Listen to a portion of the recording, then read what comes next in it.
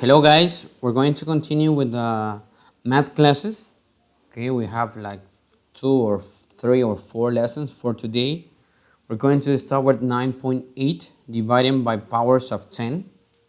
I have some of exercise. This is almost the same thing of multiplying by powers of 10.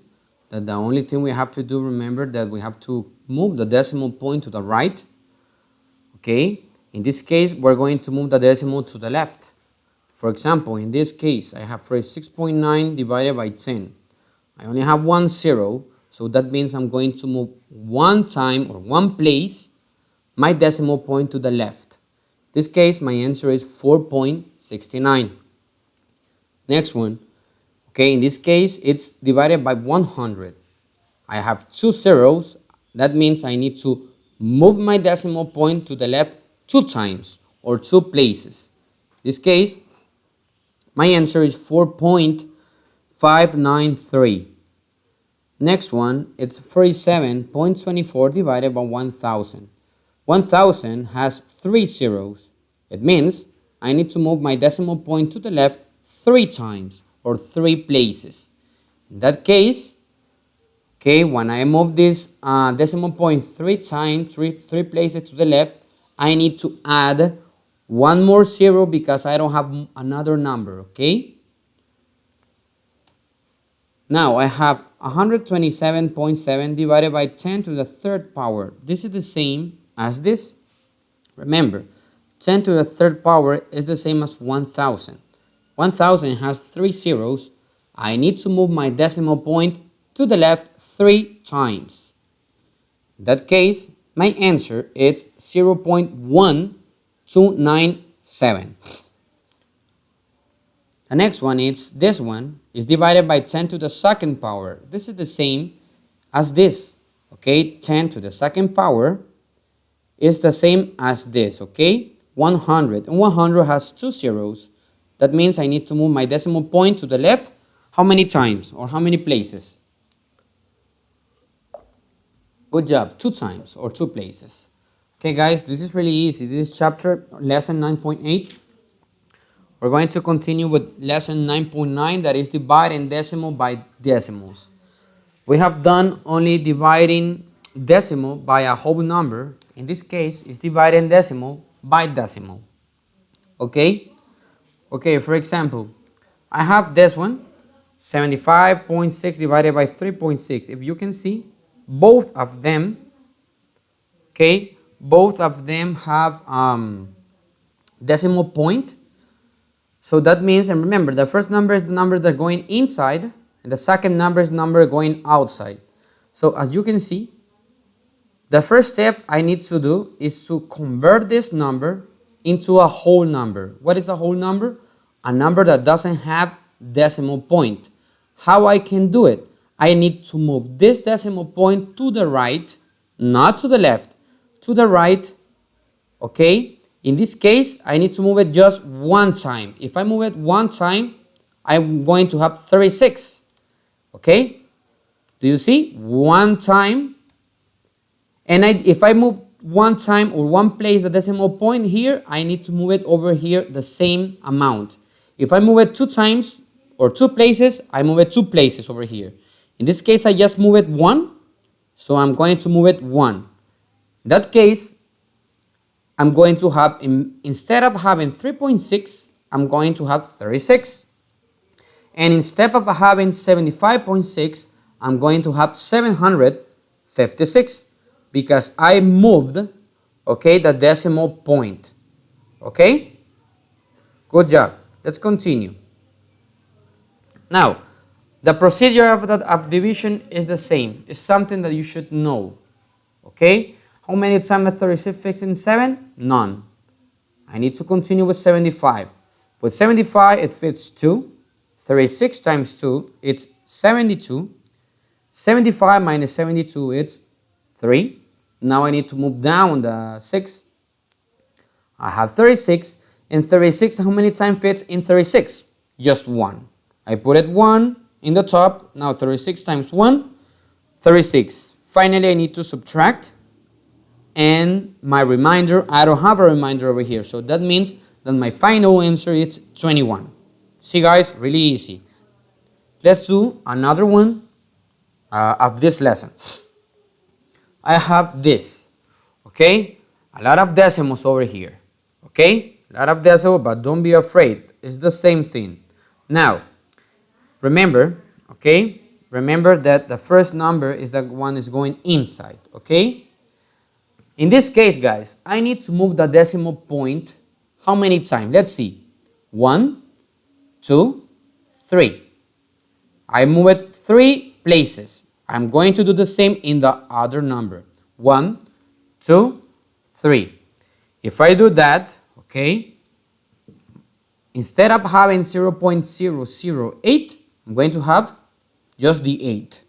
And instead of having 0.05056, I'm going to have 50.56. Okay? What's the first thing I have to do over here? Yes, put the decimal point. Okay? Now, does 8 fit in 50? Yes. How many times? 6. Because 8 times 6, it's 48. Now, 50 minus 48, it's 2. I move down the 5. 8 in 25. How many times does fit? Yes, 3 times. 8 times 3, it's 24. And 25 minus 24, it's 1. Good job, guys. Final step, or almost the final step, move down the 6. Okay? And I need to know how many times does 8 fits in 16. Just 2 times. 8 times 2, 16. 16 minus 16, 0. That means I don't have a reminder. In this case, my answer is 6.32. Good job, guys. This is lesson 9.9. Now, let's go with lesson 9.10. It's the same. The only difference is that in this case we have zeros, but it's the same. Okay, for example, 201 divided by 0.05. Okay? Remember, the first number is going inside and the second number is going outside. Remember what I have to do if I have the number that is outside decimals, I need to move it. Let's see, 1, 2, 3. Okay? I have to do the same in the next number. But in this case, guys, I don't have a decimal point in 210. So if I don't have decimal point, my decimal point is always at the end. In this case over here, do you see? So one place, 2 places, 3 places. In that empty spaces, I have to put zeros. Okay? In that way, my answer, do you see the point? That way my answer is going to, or not my answer, how I'm going to start, it's like this. Okay? Okay, good job. Let's continue. Let's continue doing the division. That's something easy for you. Okay, something easy for you. Let's see. Let's suppose how many times the 5 fits in 21. It fits 4 times. So 5 times 4 is 20. I need to subtract 21 minus 20. It's 1. Okay? Now, I need to move down the first 0. And I repeat the procedure. How many times does 5 fits in 10? Just 2 times. 5 times 2, it's 10. Subtract 0. Now I need to move the next 0. Don't forget about that. Now, once I have zeros in the bottom, how many times does 5 fits in 0? 0 times, right? So I'm going to put the 0 in top, and 5 times 0, it's 0. Now what did I subtract? 0 minus 0, it's 0. Now the next number, that is another 0, guys. Pay attention in here and listen to me. Okay?